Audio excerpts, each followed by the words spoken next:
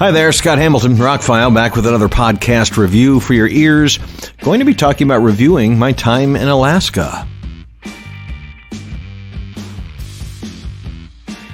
I've done several behind-the-scenes kind of personal podcasts that are available through my Patreon about my journey getting to Alaska. Getting the job, driving across the country, trials and tribulations involved. I even started doing some podcasts about, my first impressions and things like that. But I want to do something more public. So this week, I celebrate 9 months living in the state of Alaska. And I should have made notes for this. I usually do these off the top of my head, so here we go. These are some of the things that I'm going to say I like because I really don't dislike anything so far. All right. I got here in the first week of September of 2021. I scored a great job with a great company, local, being able to do radio in a market where radio still counts, where people still show up for remotes and come pick up prizes and call into the radio stations and stuff like that. You don't find that as much in big cities because, corporate radio has gone the way of less people, more automation. And so people aren't answering the phone or doing remotes. Or I remember Clear Channel years ago told us to stop doing remotes. And I was in a resort type area. And we were like, you're crazy. We can do remotes all day long and make money. Why would we not? But this is a great company, single owner that wants to do radio for all the right reasons. And boom, I came to Alaska. Now I did do a little research because like most people, the first thought of Alaska is, holy crap, it's cold there. I'm from Atlanta, Georgia. I have spent the last 20 to 25 years in Florida and the Caribbean, Grand Cayman Island to be specific. I'm very used to high humidity and high heat most of the time with almost zero cool temperatures. No reason to buy a jacket or long pants even for decades. So a lot of people are like, what are you doing? But I did the research and I found this blog. Jasmine I forget her last name, but it was like 35 things to do on the Kenai Peninsula. It's pronounced Kenai, Kenai, Kenai, for the Kenaitze tribe, I imagine. I haven't read all the backstory, but I can put a little 2 and 2 together. The Kenai Peninsula is considered Alaska's playground. It has milder temperatures. In my experience, we get about 10% of the winter that the rest of the state gets. We did have winter. We had temperatures below zero, but it really wasn't. I was married to a Canadian from Calgary, Alberta. I worked for almost 2 years in West Virginia. I'm familiar with winter. I've lived in the mountains of Chattanooga. I'm familiar with snow and winter. Yes, I was a little concerned. Actually, when I took the job, I wasn't concerned about the job. I had a long talk with the general manager, and honestly, I don't know that I've ever seen us eye to eye. 1 or 2 came close, but honestly, we're cut from the same cloth when it comes to radio and doing business. We have synergy. We answer questions the same way when posed to us by our employees, that kind of thing. It's really cool.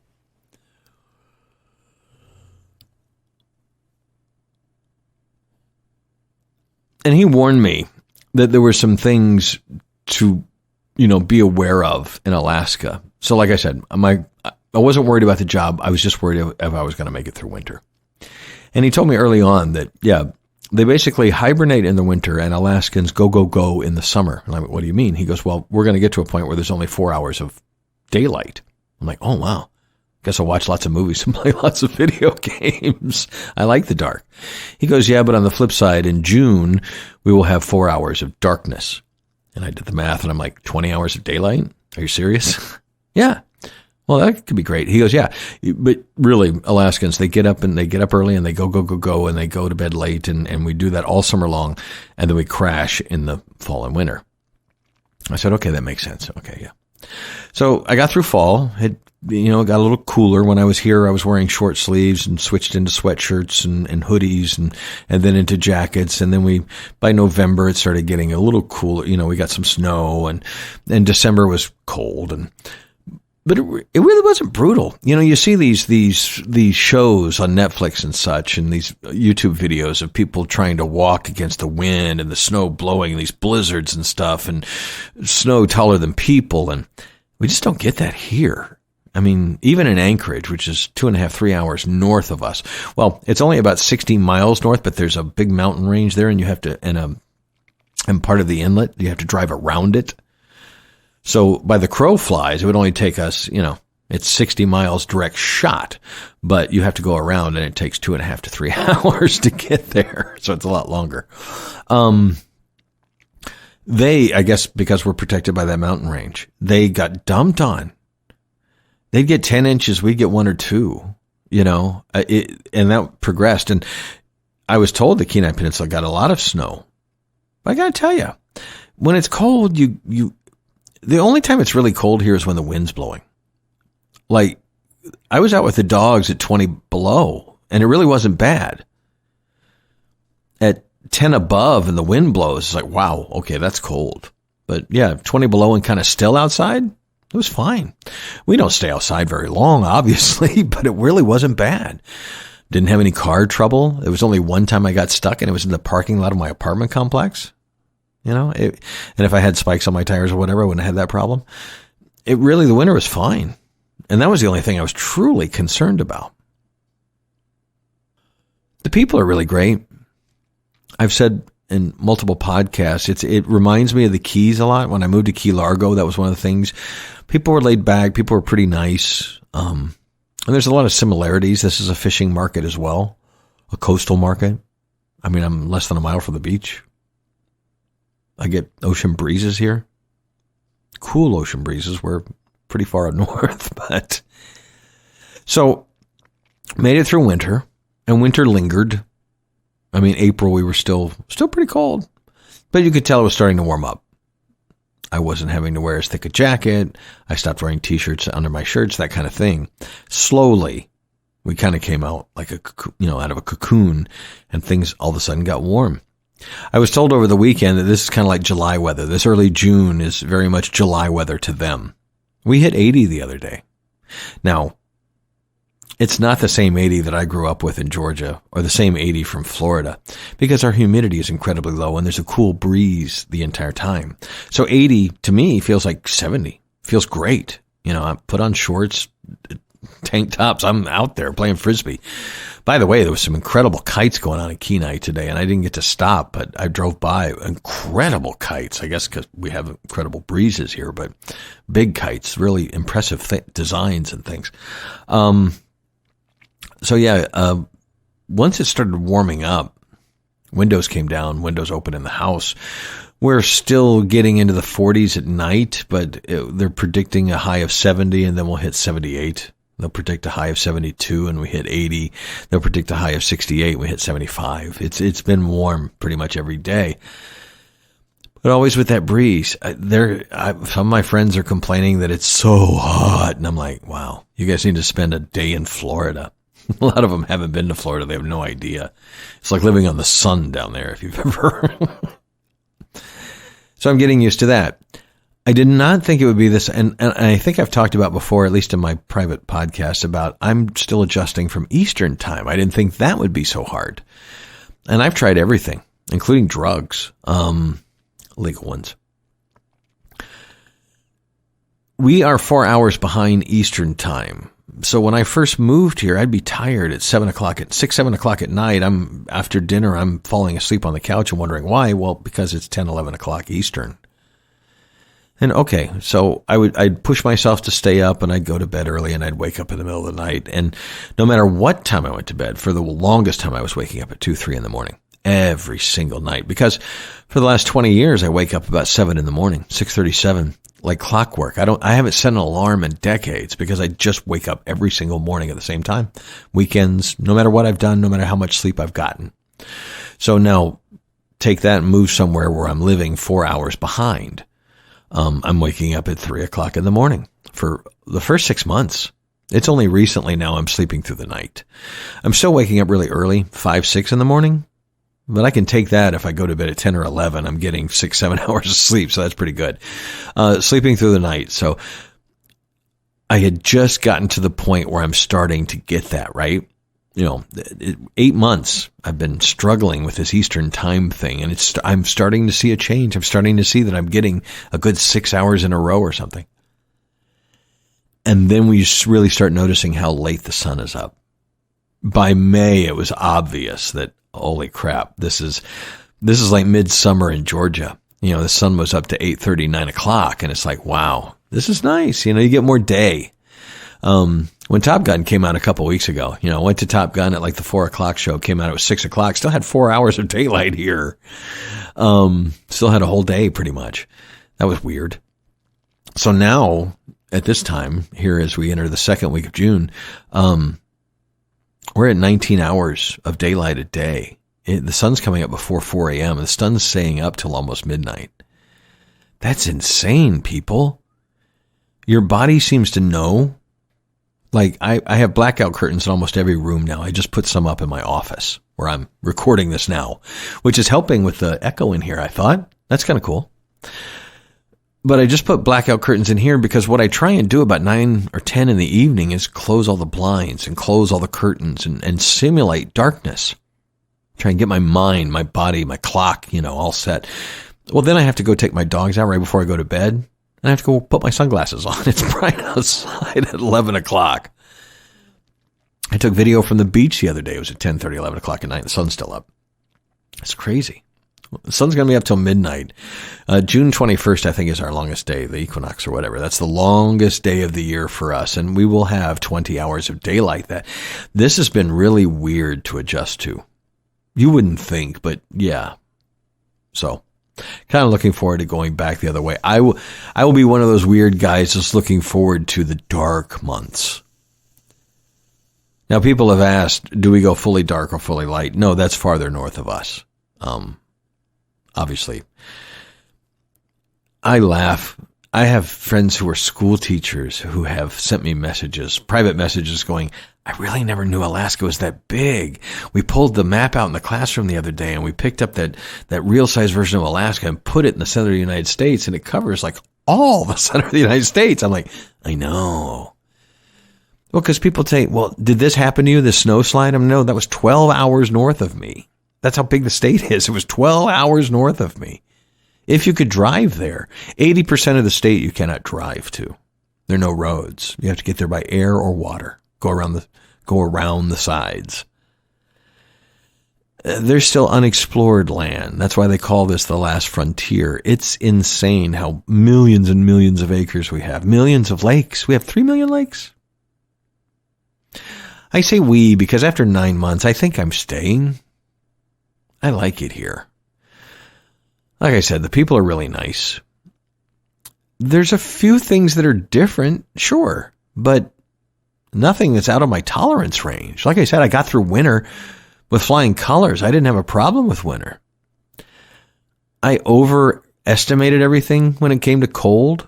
I figured if I was going to be driving to work every day or going to do a live remote or whatever, I needed to over-prepare, like I over-prepare for scuba diving. You want to be prepared for any instance.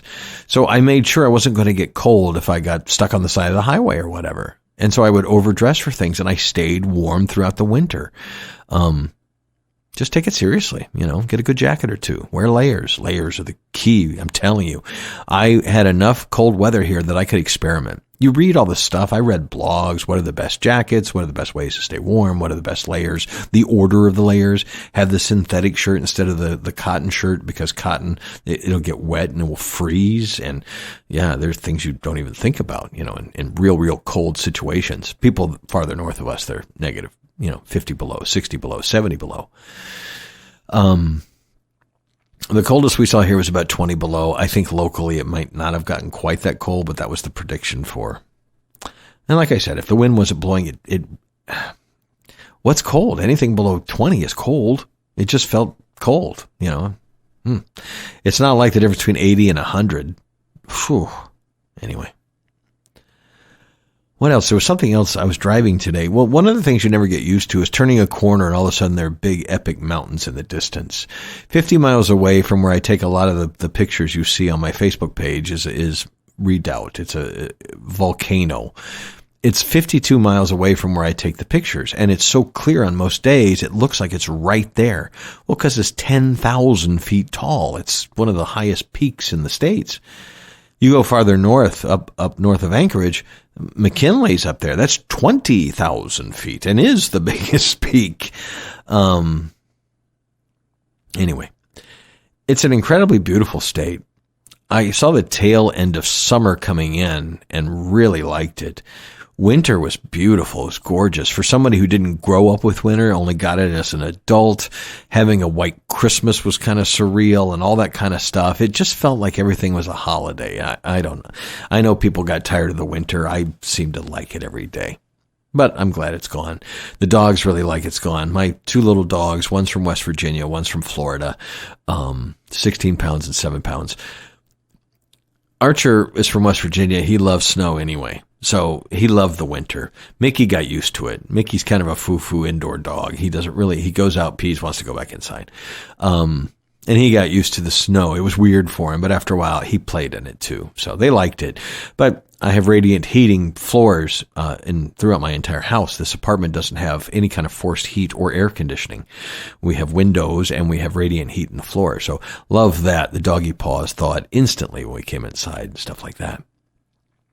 So that's been one of the things to get used to here as we enter summer, not having air conditioning. I haven't had to buy any fans yet because honestly, this is one of the complaints people told me when I moved to Kenai. They were like, well, we moved to Soldotna, which is right down the road. It's farther away from the ocean and less wind. I live right on the water in Key Largo. I'm good with the wind. So I like I literally opened up the windows after watching the movie and dropped the temperature in the apartment by 5 degrees in just a few minutes with wind power. That was great. I've noticed the last couple of mornings it's not been quite as cold when I got up, so I may leave some windows open when I go to bed. I've been closing up at bed, but that's another thing. Bugs. Obviously, through winter, we didn't have any, and we really don't have any the rest of the time. In the more wilder areas, we have a lot of mosquitoes. And in Florida, I thought mosquitoes were killed by cooler temperatures, but here they have a hardier mosquito. I will say that walking the trails behind my apartment here, I usually put on a hoodie, even if it's warm enough not to wear one, just to keep the mosquitoes off. They're big, and when you smash them, they're full of blood. They've had some good eating here. Looked on the map. The trails behind my apartment lead into the wild. There's no city back there. It just leads into the middle part of the peninsula. More forest. Lots of miles of forest. So I plan to explore more of that. If you're following me on Facebook or whatever, or on Instagram, you'll see some of the pictures. Things I don't like about Alaska? I would say the remote location, but I honestly don't have that many ties. I have a lot of friends back in the States, but my parents are gone. Most of my extended family are really extended all over the state, so I didn't see them much anyway. Doesn't really matter where I live. We keep in touch other ways.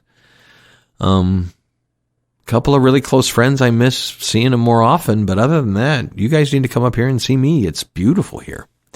Had a friend from college visit recently, spent a week here, said it was unforgettable. A trip they would never forget. It was a life changer. You think the pictures I post look great.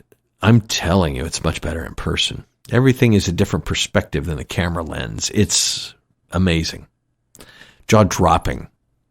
There are things within an hour of my house that I thought I would never see in my life.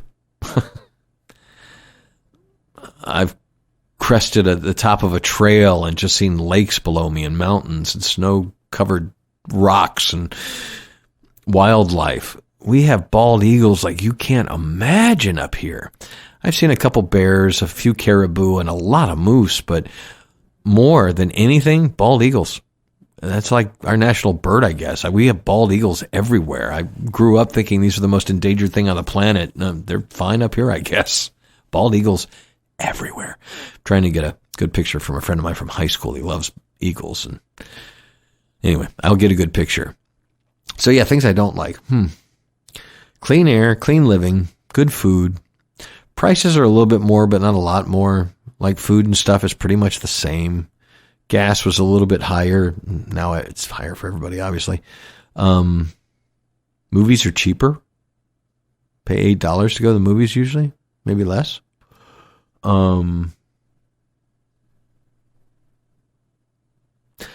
I have Walmart, I have Home Depot, I have Safeway, and I have a lot of local places. So I really don't want for a whole lot. Soldotna has even more. I had to replace the alternator in my car. I have an older Jeep Grand Cherokee I bought to drive up here and move up here. O'Reilly's had one cheaper than Advance and AutoZone, and I had a friend install it and got it right in and up and running, and the price wasn't, it was the same as I would have paid in the lower 48. Did the work ourselves, but got a few other things, I've been here for 9 months. I'm waiting for the other shoe to drop. There's got to be. Everywhere I've lived, and I love the Keys. I love Grand Cayman. I love Chattanooga. There were parts of Montgomery I loved. A lot of the places I've lived, I've really loved. Mostly the people in all of those places more than the place. But there was always a caveat. There was always I really like it here, but if it only had this or it only had that. And I guess during wintertime, people would say, well, if it had summer here, but this is my kind of summer. It's just not that hot. I may have to get a fan for nights. I don't know. I don't think it's ever going to get that warm at night that I'm not going to be able to sleep. I haven't had that yet. Anyway, I'll let you know. Maybe that's one thing left to figure out, but fans. They don't put ceiling fans in. I would do that. I might talk to the landlord about doing that in the bedroom. I think a ceiling fan would be great. That's just not a thing they do. They don't do a whole lot of forced air anything here because you have the breezes and it's cooler temperatures. And so, good job, nice people, spectacular scenery. A live and let live attitude for most people. Everybody kind of does their own thing and leaves everybody to do their own thing. Sure, there's some crazies. There are everywhere. Easier when you're separated and you're in a giant state that only has 700,000 people in it to believe whatever you want if you're far removed from the lower 48 or any other country. That being said, most people are pretty even keel, pretty smart, pretty common sensey. I really have no complaints about living here, and I'm trying to think of some. We have these little coffee shops. They're like little huts. They're like photo huts used to be when you drive by and they're in the parking lot of Lowe's or whatever. There'd just be a photo hut. Yeah, well, we have the coffee places like that. They're along the side of the road. They're all different. There's Sea Siren or the Brew or Hooked on the Bean. They all have different names. And they usually have 1 to 2 people working in them, and you pull up and you order coffee. Our Starbucks, we have one drive-through and the others are in Safeways. And that's the only Starbucks here. So we have all these, and it's wonderful. The Brew, which is on K Beach, California Beach Road, that leads to Homer. The Brew was having a Fruity Pebbles shake for the month of May, and unfortunately it was only for the month of May, but that was really good. It was Fruity Pebbles crushed up in a milkshake with orange whipped cream and topped with Fruity Pebbles. I was more of a Cocoa Pebbles guy, but that was a milkshake to die for. When you're from the South in Florida, you get a lot of that kind of seafood, and now I'm eating shrimp, big shrimp from up here, halibut over cod and things like that. The halibut is incredible. A lot of places do fish and chips, but with halibut, or they do some kind of halibut bites. Wow. Really, really digging the halibut. Ugly fish, but really digging the halibut. Also, here was something we talked about the other day in the office. All the bars and restaurants seem to have some kind of meat appetizers. Prime bites, steak bites, Cajun steak bites. And we just surmised that maybe hearty food, you could basically buy a prime rib steak cut up into bite-sized pieces for a, decent amount of price. The seafood's been great. The food's been great.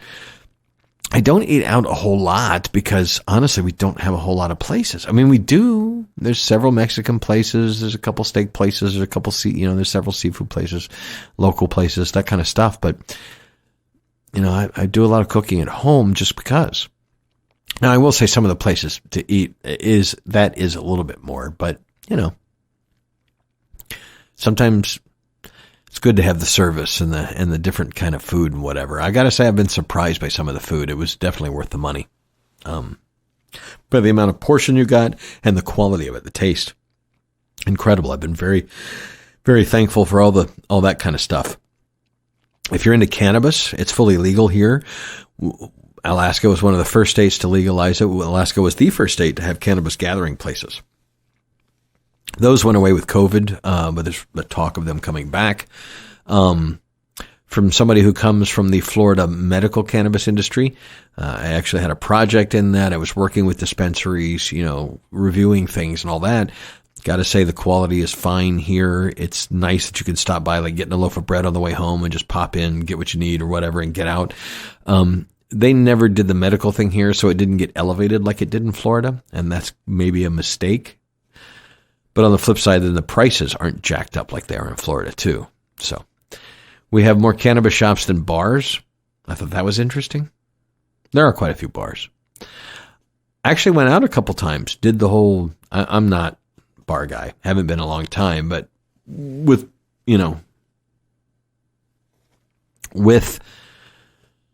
the radio industry, I've spent way too much time in bars, so I don't do that. But I did go out one night and saw one of my friends in a band, a guy I work with, and he's a good drummer and a really good band. And then went out and did some drunken karaoke and just had a really Alaskan time one Friday night, and it was really good. It was really fun to get out, and it turns out I know some people. There's maybe 50,000 people on the entire peninsula. Peninsula's pretty big. It takes a couple hours to go from side to side, so it's a pretty big peninsula. And you'd be surprised how often you run into people you know. That's kind of cool. I figure in the next couple of years I will run into most people. I will know a lot of people here, and that's not a bad thing. I've done radio in a lot of different places, but radio's kind of taken a back seat to some other things in other places, but here radio's still powerful. Still, it's really cool, to be the news leader and to be the place people turn for things and ask questions, and we're in the know. And it's just, that's kind of been lacking in radio in a lot of other places for the last few years. And it's nice to have that here. So, professionally, personally, I might be becoming an Alaskan. Really? I have more than one set of hiking boots. My closet's not all tennis shoes and dress shoes. I've got a couple pair of hiking boots. Well, those are good in the snow. You kind of need them, actually. I don't know. I'm my first 6 months here, I wasn't going to buy a whole lot of furniture. I kind of live kind of lean in my apartment, and now I'm starting to kind of fill things out because I think, I like it here. If you've ever visited on one of those cruises or whatever, I highly suggest visiting the Kenai Peninsula. If you've never been to Alaska, then you should probably do both. And you could do that from here. You could go to Whittier or Seward and do a glacier thing or a cruise or whatever and see that part of Alaska that you see on TV or whatever. But this is, they tell me the Kenai River is the best fishing on the planet. My dad was a huge fisherman. He would love to hear that. Haven't tried it myself, but fish literally jump out of the water here. It's amazing. So if you're hiking, millions of trails. There's thousands of miles of trails. I've been on several. Had a blast. Russian River Falls, to hike the 5 miles in and out to that trail. Really nice. A little early in the season to see the bears, but at some point you'll go to those falls and the bears will just picking fish out of the waterfalls. Kind of cool. To be able to see that stuff and not be on vacation, this is the backyard of where I live. Like I said, I'm professionally fulfilled. I'm personally fulfilled. I like Alaska. You should definitely visit. And if you need a guide, come on. I don't know all the back places, but I know a few secret places, and I'm learning more every day. I don't always rah everywhere I've lived, but I make the best of everywhere I've lived. And I've told my parents when they were alive and my friends, I love it here. This is great. And I always meant it, but not like this. I really do love it here. If I didn't have a job here, I would find a job here now that I've been here. I suggest visiting. Like I said, take one of the big cruises if you want to see all the glaciers and things like that, polar bears and stuff. But if you want to see a part of Alaska that's just not like anywhere else, this is really a different kind of place. Come to the Kenai Peninsula somewhere. Sultana, Kenai, Homer, Seward, Whittier, Anchorage even. Really pretty. Coming out of Anchorage, looks like you're in a James Bond movie. You come down this cliff face and you're right beside the water. You expect, some sleek Italian sports car is going to come flying past you with motorcycles chasing it or something. It's really spectacular. And there's many more spectacular things to see. I downloaded the All Trails app, and just in my area, I'm like, this is right here? I could just walk to this from my house? It's amazing. I'm discovering new things every day. I really have zero complaints about living in Alaska. You should come visit. It's wonderful. Scott Hamilton, I'm ROCKFILE. Thanks for listening to me ramble about Alaska. I'm sure there was something else I meant to talk about, something else I was surprised, but the whole day-night thing is cool. I'd suggest visiting in the summer, sometime between May 1st and October 1st. If you want to come in the winter, do it the early part. That October, November is really nice. Towards the end of winter, the roads kind of get weird. Things melt and refreeze. More slush, more stuff like that. Beginning of winter was really clean, really easy to get around in. It looked like postcards everywhere. I was still going to the beach. I was still going to other places. When you get into the heart of winter and the tail end of winter, it almost became too much trouble. To investigate things, just go to work, come home, and hope the roads clear up by tomorrow kind of thing. So early winter, if you're going to do some of the cold weather stuff, but definitely anytime between like May and October is absolutely beautiful here. October, November, you might run into a little snow and some cold temperatures. April, usually warmer. This year we were a little cold in April, but anyway. A travel agent could tell you more, but I live locally. I talk to the locals. I find out where to go. I'm not subscribing to some kind of travel service or asking expert guides. I'm talking to dudes who've lived there all their lives and go, where would you go here? Oh, I'd go to this. I'd go do this, or I'd go eat here or whatever. And I'm exploring it that way. And I got to tell you, I need to make a list because it's starting to get long, and we're going to do something like that on the radio station's website. Actually, we've been talking about it since I got here, and a list of things that we highly recommend as Alaskans needs to happen. So anyway, I'm Scott Hamilton. I'm ROCKFILE. I'm broadcasting live from Alaska, maybe forever. We shall see. But 9 months in, and I'm thrilled. I will keep you updated as we go. Check my links below if you want to hear that private stuff I was talking about. It's only on the Patreon, but you can subscribe to that pretty cheaply. And thank you so much for taking the time. Have a great day.